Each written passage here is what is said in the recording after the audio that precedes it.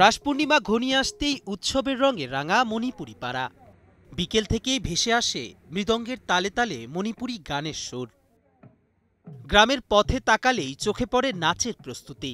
চলছে গোষ্ঠলীলা, রাখাল নৃত্য আর রাস নৃত্যের মহড়া। সিলেটের মণিপুরী সম্প্রদায়ের সবচেয়ে বড় ধর্মীয় ও ঐতিহ্যবাহী উৎসব মহারাসলীলা এবারও অনুষ্ঠিত হবে মৌলভীবাজারের কমলগঞ্জে। আগামী ৫ নভেম্বর জোড়ামণ্ডপে বিষ্ণুপ্রিয়া সম্প্রদায়ের ১৮৩তম এবং আদমপুর মণিপুরী কালচারাল কমপ্লেক্স প্রাঙ্গণে মিতৈ সম্প্রদায়ের ৪০তম মহারাস উৎসবের প্রস্তুতি এখন চূড়ান্ত পর্যায়ে। রাস পূর্ণিমার রাতে ভক্তি, নৃত্য আর আলোর মেলবন্ধনে ভেসে উঠবে পুরো মণিপুরী সম্প্রদায়। আগামী ৫ তারিখে এখানে রাখাল উৎসব হবে। আমার মেয়ে এখানে রাখাল হিসেবে নাচতেছে। এখন গুরুর কাছ থেকে উনি প্রশিক্ষণ নিতেছে। একসময় আমরাও শিখেছিলাম, আমরাও নেচেছিলাম এখানে। এখন পরবর্তীতে আমার মেয়ে এখানে অংশগ্রহণ করতেছে। এবারেও নিয়মতান্ত্রিকভাবে বাচ্চাগুলা রাখাল নৃত্য করতে আসে।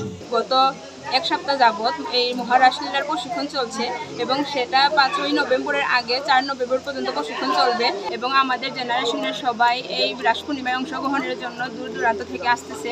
সবাইকে এটা দেখার জন্য অনুরোধ জানাচ্ছি। বাংলাদেশের প্রথম ইমিউনিটি বুস্টার সমৃদ্ধ ফ্যান্টাস্টিক হ্যাপি এনার্জি বিস্কিট। ১৮০০ শতাব্দীতে মণিপুরের রাজা ভাগ্যচন্দ্র প্রথম রাসমেলার প্রবর্তন করেন। শ্রীকৃষ্ণের লীলাকে কেন্দ্র করে শুরু হওয়া এই ধর্মীয় উৎসব ছড়িয়ে পড়ে মণিপুরের বাইরেও। ১৮৪২ সালে দেশের মাটিতে প্রথম মহারাস উৎসব অনুষ্ঠিত হয় কমলগঞ্জের মাধবপুরে। এই উৎসবকে কেন্দ্র করে প্রতি বছর হাজারো ভক্তবৃন্দের সমাগম ও মিলনমেলা হয়ে ওঠে মণিপুরি পাড়া। আমাদের মহারাসলীলা ২০২৫-এর ১৮৩তম মহোৎসব আগামী ৫ নভেম্বর ২০২৫। এটা আমাদের ধারাবাহিক উৎসবের একটি উৎসব।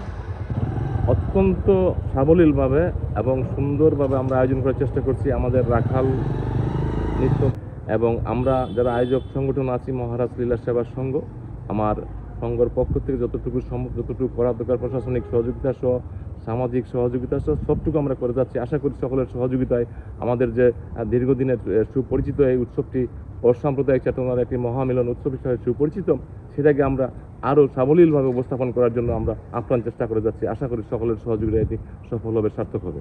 রাস উৎসবের আনন্দ শুধু মণিপুরী সম্প্রদায়ের মধ্যে সীমাবদ্ধ নয়। এই উৎসবের অনন্য আবহ উপভোগ করতে প্রতি বছর দেশ বিদেশের নানা প্রান্ত থেকে ছুটে আসেন হাজারো দর্শনার্থী। নাচ, গান আর ভক্তির মিশেলে উৎসবমুখর হয়ে ওঠে পুরো এলাকা। স্থানীয় প্রশাসন ও আইনশৃঙ্খলা বাহিনীর সহযোগিতায় নির্বিঘ্নে উৎসব শেষ হবে এমনটাই প্রত্যাশা আয়োজক ও স্থানীয়দের। সালাউদ্দিন শুভর পাঠানো তথ্যচিত্রে ডেস্ক রিপোর্ট, কালের কণ্ঠ।